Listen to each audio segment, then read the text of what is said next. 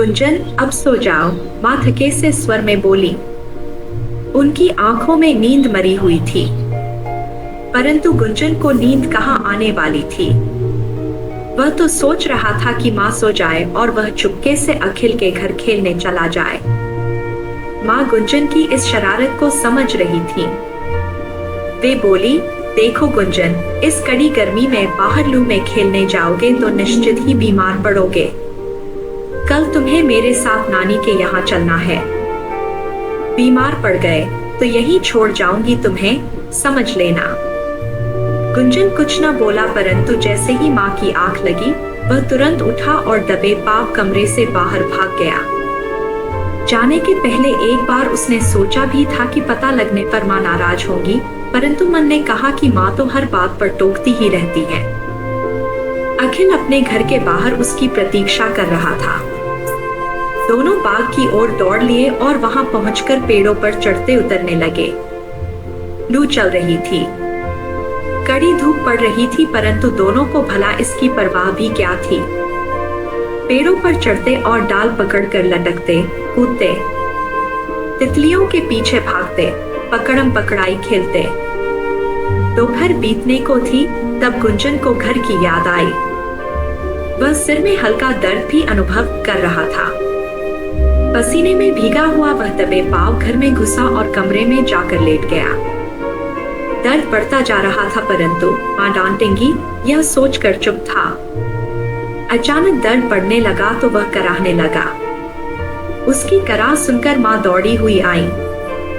क्या हुआ, क्या बात है, बोलो, माँ ने चिंतित होते हुए पूछा। सिर में बहुत दर्द हो रहा है, वह सहमकर बोला। माँ ने उसके माथे पर हाथ रखा तो पाया कि वह तप रहा था। कहाँ गए थे तुम, कब पूछा माँ ने। अखिल के साथ बाग में, कहकर गुंजन अचानक रो पड़ा। उसका दर्द और बेचैनी हर पल बढ़ते ही जा रहे थे। दोपहरी में अखिल के साथ बाग में खेले होंगे ना, माँ ने पूछा। गुंजन ने रोते रोते सिर हिला दिया। माँ उस समय तो कुछ न बोली, चुपचाप। थर्मामीटर उसे ज्वर था, नापा तो 105 डिग्री बुखार था। उन्होंने फ्रिज से बर्फ निकाली और उस पर कप की पट्टी रखकर गुंजन के माथे पर रखने लगी। 2 घंटे बाद जाकर कहीं बुखार कुछ हल्का पड़ा।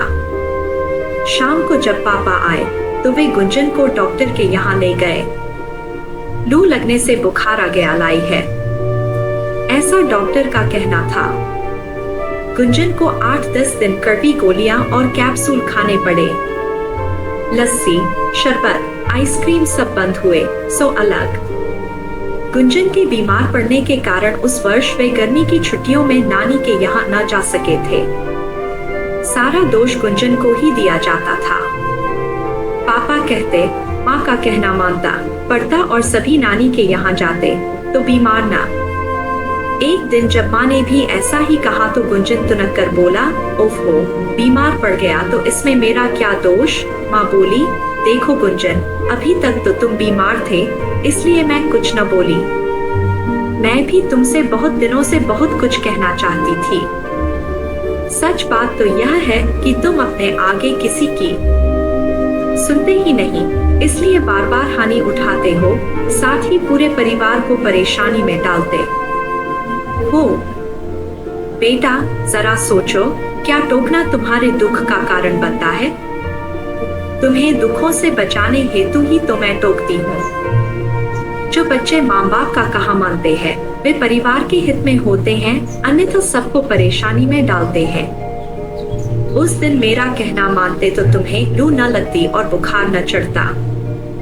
गर्मी की छुट्टियां नानी के यहाँ हरिद्वार में बिताते, रोजाना गंगा जी में स्नान करते और यहाँ वहाँ घूमते। गुंजन की समझ में अपनी गलती आ रही थी। वह माँ के आंचल में मुंह छिपाकर बोला, माँ मैं तुम्हारी हर बात मानूंगा, अब कभी जिद न करूंगा। फिर तो अच्छा बन जाऊंगा ना माँ, फिर तो तुम मुझे खूब प्यार करोगी ना। अपनी बात याद रखना, मुस्कुराते हुए बोली माँ। गुंजन हंसते हुए माँ के गले से लिपट गया, बोला, अब कभी जिद करूँ तो बताना।